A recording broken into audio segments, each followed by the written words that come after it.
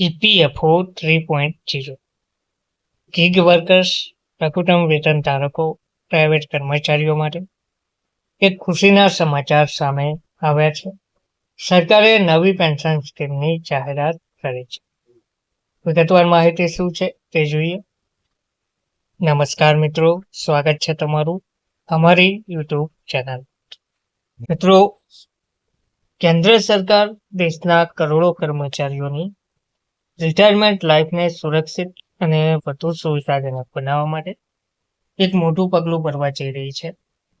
પ્રાપ્ત માહિતી અનુસાર કર્મચારી ભવિષ્ય નિધિ સંગઠન EPFO 3.0 હેઠળ એક નવી કન્ટ્રીબ્યુટરી અંશદાયી પેન્શન યોજના લાવવાની તૈયારી ચાલી રહી છે. આ યોજના ભારતના અસંગઠિત ક્ષેત્રમાં કામ કરતા લોકો માટે વરદાન સાબિત થઈ શકે છે. કોને મળશે આ સ્કીમનો સૌથી મોટો ફાયદો?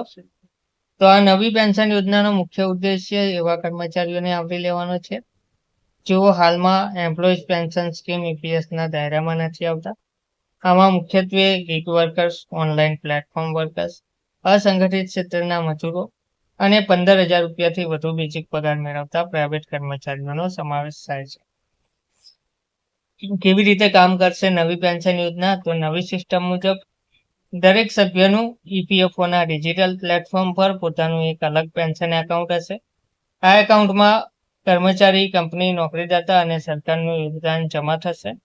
આ જમા રકમને સરકાર દ્વારા મંજૂર સુરક્ષિત લાંબા ગાળાના રોકાણ વિકલ્પોમાં મૂકવામાં આવશે. દર વર્ષે તેના પર વ્યાજ ઉમેરાશે અને 60 વર્ષની ઉંમરે સભ્ય પાસે એક મોટું ફંડ ટાર્ગેટ રિટાયરમેન્ટ સમ TRS તૈયાર થશે, જેને પેન્શનમાં ફેરવી શકાશે. તો 55 વર્ષની ઉંમરે આ મોટો નિર્ણય લેવાની છૂટ મળશે. સરકાર આ સ્કીમને જૂની સ્કીમો કરતાં ઘણી વધારે લવચીક, ફ્લેક્સિબલ બનાવવા માંગે છે. 55 વર્ષની ઉંમરે પહોંચ્યા પછી સભ્ય જાતે નક્કી કરી શકશે કે તેણે પોતાના રિટાયરમેન્ટ ફંડનો ઉપયોગ કેવી રીતે કરવો છે. રિટાયરમેન્ટના સમયે તેઓ આ રકમને એકસાથે ઉપાડી શકે છે અથવા તો સિસ્ટમેટિક વિથડ્રોઅલ પ્લાન SWPની મદદથી દર મહિને પોતાની જરૂરિયાત મુજબ પૈસા મેળવી શકે છે.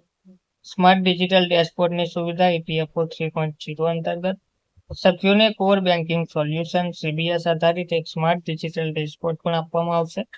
આની મદદથી કર્મચારીઓ લાઈવ ચેક કરી શકે છે કે અત્યાર સુધી કેટલું ફંડ જમા થયું છે, હાલનું કોપર્સ કેટલું છે અને રિટાયરમેન્ટના લક્ષ્ય સુધી પહોંચવા માટે વધુ કેટલા રોકાણની જરૂર છે. જો સભ્ય ઈચ્છે તો પોતાના પેન્શનના લક્ષ્યને ડેશબોર્ડ પરથી જાતે જ બદલી પણ શકશે. NPS થી કઈ રીતે અલગ હશે? તો NPS નેશનલ પેન્શન સિસ્ટમ મુખ્યત્વે એન્યુઇટી આધારિત યોજના છે, જ્યારે આ નવી યોજનામાં સભ્યોને ઉપાડ માટે વધારે પસંદગી મળશે. દાખલા તરીકે, જો રિટાયરમેન્ટ વખતે કર્મચારી પાસે 1 કરોડ રૂપિયાનું ફંડ છે અને તેના પર 8% વ્યાજ મળી રહ્યું છે, તો તે ઈચ્છે તો પોતાની મૂળ રકમને અકબંધ રાખીને માત્ર વ્યાજની રકમ પેન્શન તરીકે મેળવી શકે છે. પરિવારને પણ આર્થિક સુરક્ષા મળશે. આ સ્કીમ માત્ર કર્મચારી પૂરતી સીમિત નથી. તેમાં ફેમિલી બેનિફિટ ફંડ ઊભો કરવાનો પણ પ્રસ્તાવ છે, જેનો સીધો અર્થ એ છે કે સભ્યના અવસાન બાદ તેના જીવનસાથી અથવા અનાથ બાળકોને પણ પેન્શનની સુવિધા મળતી રહેશે.